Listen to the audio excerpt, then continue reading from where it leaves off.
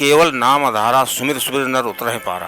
दोस्तों, कलयुग में भगवान को प्राप्त करना बहुत ही आसान है, सतयुग की अपेक्षा और त्रेता की अपेक्षा, क्योंकि कलयुग में भगवान का अगर कोई नाम सच्चे मन से लेता है, नाम जप करता है, तो बताया जाता है कि उसके पाप कट जाते हैं।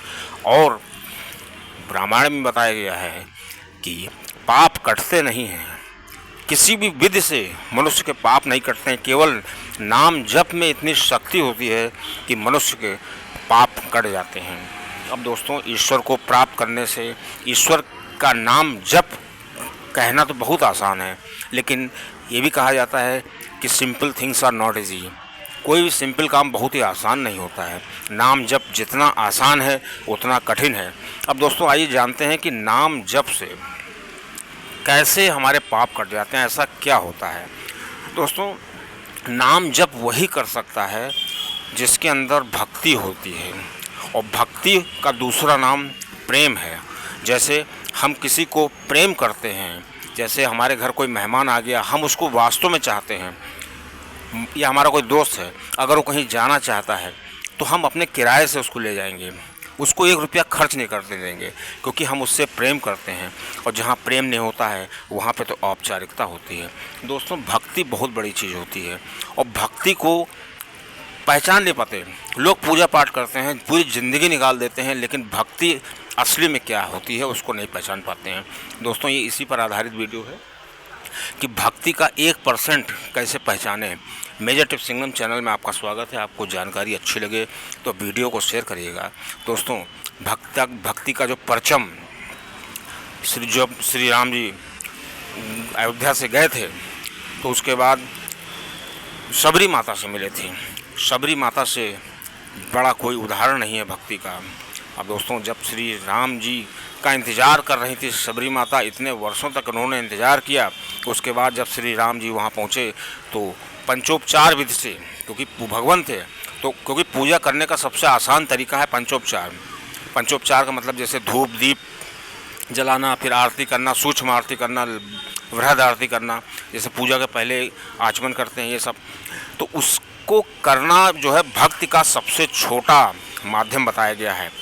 दोस्तों, श्री राम जी ने जब शबरी को 9 विधियां बताई थी भक्ति की, और श्री राम जी ने ये भी बताया था कि अपने भक्तों को हम कितना प्यार करते हैं। और दोस्तों, रामायण में बताया गया है कि श्री राम जी अपने भक्तों को बहुत प्यार करते हैं, और वो प्रेम तो करते ही हैं, और वो अपने भक्तों को उतना प्यार करते हैं जितना वो वैदेही जी को करते हैं, जितना सीता जी को करते हैं। अब ये प्रश्न कब आया प्रसंग, जब भक्ति ने श्री राम जी का पंचोपचार किया। उसके बाद उनसे कहा श्री राम जी से कि मैं आपकी भक्ति कैसे करूं, और मैं तो बहुत अधम हूं, मैं तो आपकी भक्ति कर ही नहीं सकती। तब श्री राम जी ने उनसे कहा कि आप भक्ति की धाम हैं।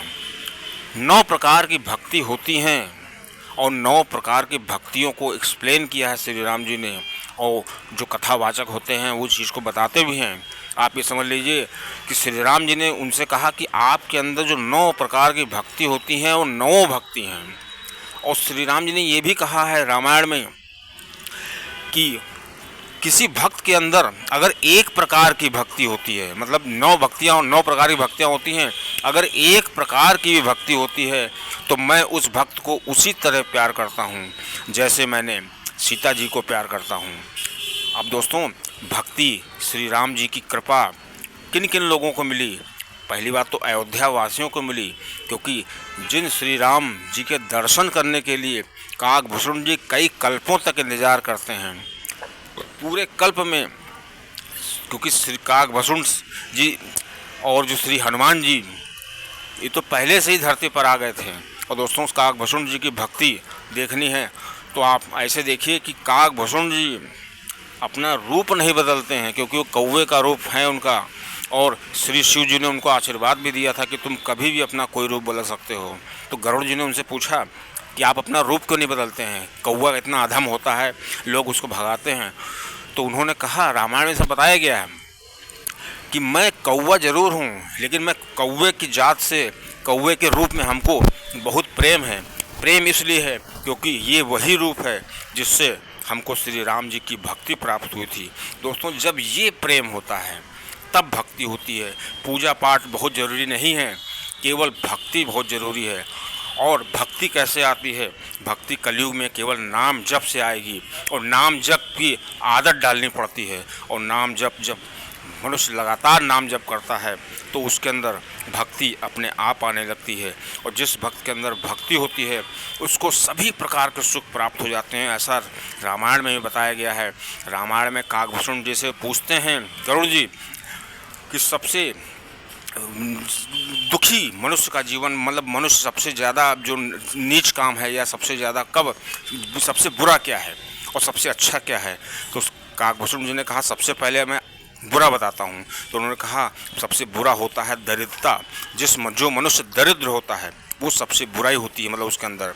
अब दरिद्र को भी एक्सप्लेन किया, दरिद्र कैसे? दरिद्र का मतलब जिसका पैसे नहीं है वो दरिद्र नहीं है। दरिद्र का मतलब जिसके अंदर जिसकी नीयत नहीं सही है, सब कुछ होते हुए भी भगवान के आगे हाथ फैलाता है कि मुझे चाहिए, मुझे और चाहिए, वो दरिद्र है।